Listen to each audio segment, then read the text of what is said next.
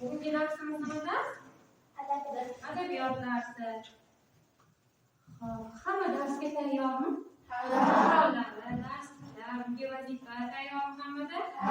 Kayfiyatingiz yaxshimi? Navbatchimiz kim darsda? Qani, Xoldorova? Bugun 19-aprel. Men Xoldorova Elnura navbatchiman. Bugun darsda hamma bor. Hozir adabiyot darsi. Men adabiyot darsi uchun Abayning Butun tunga tarqalar nomli she'rini yod olib keldim.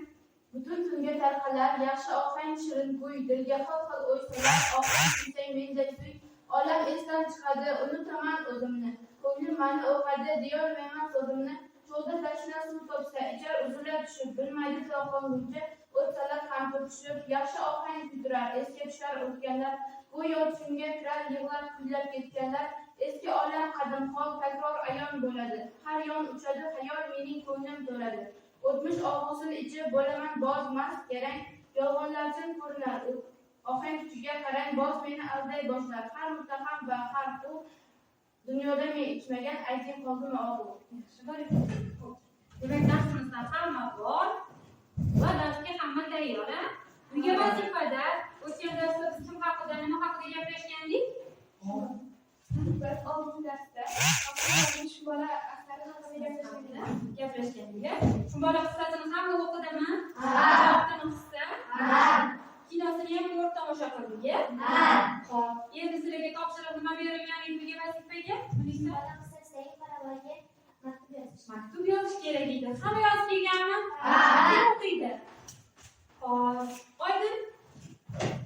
Yaxshi bola, sen qanday holatda bo'lsang ham onang, opa-singillaring uchun xavotirli eding. Birgina kaltak uchun uydan chiqib ketaversang, kelajakda qanday inson bo'lasan? Axir sen oila boshlig'i bo'lasan, yagona erkaksan. Oilaning senga umidlari katta, senga berilgan ishonchni oqla. Yaxshi. Yana kim o'qib beradi? Qani, Sharofiddinova? Qoravoy, men sendan biroz ranjidim. Uydan qochib ketishing yaxshi emas. Bu jihatni sendan o'rgana olmayman, afsus. Ammo hayot uchun kurashishing meni lol qoldirdi. Katta hayotga erta qadam qo'yib, oq-qorani erta anglaganing bu yaxshi holat. Barakalla. Yana kim o'qib beradi? Bu tomondan qanday ustozim? Salom bola. Sen bilan asar orqali tanishganimda juda xursandman. Asarni ayniqsa sen bilan bog'liq kulgili voqealar o'qib rosa kuldim. Hammaga kayfiyat ulashuvchi ekansan. Sendan bu holatni o'rganib oldim. Hayotda kulib yashash kerak. Yaxshi, barakalla. Yana kim o'qib beradi? Shukrona. Salom, mening qahramonim. Asarni o'qib seni yaqindan tanidim. Har qanday holatda, har vaziyatda chiqib ketishing menga ma'qul bo'ldi. Ammo yolg'onni suvdek tushunishing uncha yaxshi emas. Sal bo'yin churchurishing kutilmagan holat edi. Yaxshi, barakalla. Hop, uyga vazifa hamma tayyor. Daftarlarni ochib qo'yasiz. Men tekshirib chiqaman. Tushundingizmi?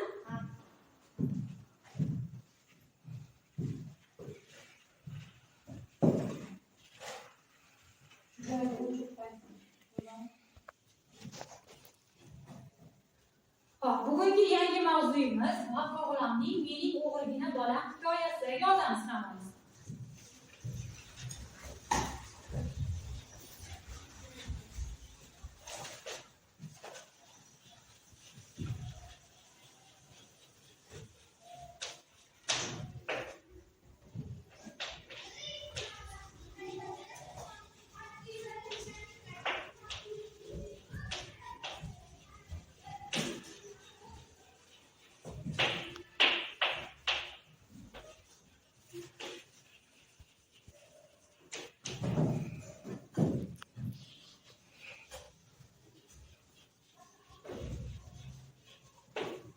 Mavzu yozdingizmi?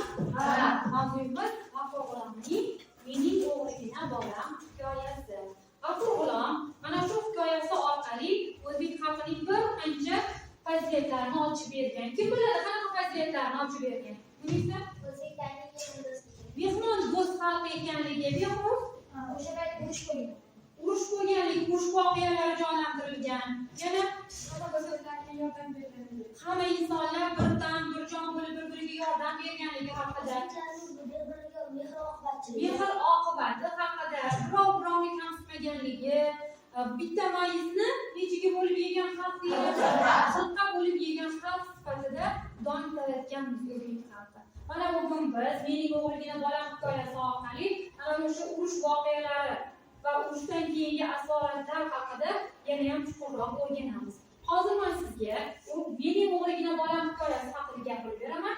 Siz esa rollarga bo'linib, qora buvi rolida, o'g'li buvi rolidan va bola rolini kichkinagina sahna ko'rinish qilib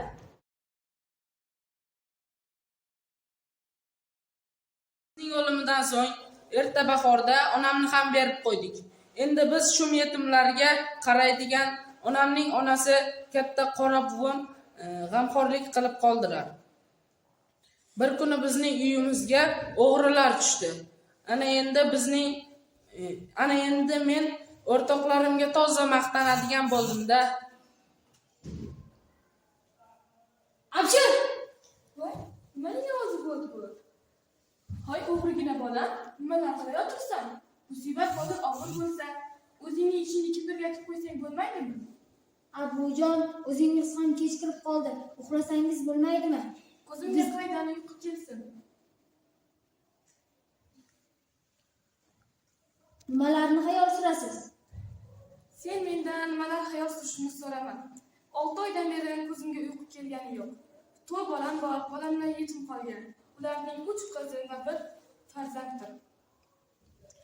Ular 3 farzandini ularning erga topshirsam, ularning oilasini tinchitsam, tog'angning topgani bizning oilaga yetmaydi.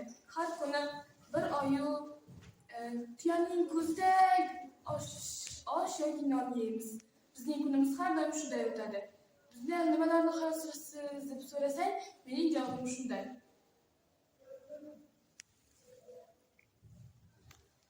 Ishlay desam, mening ham juda ko'p kuchim bor, aqlim ham bor. Lekin shu ish qilishim menga yoqadi deb o'ylaysizmi, buvijon?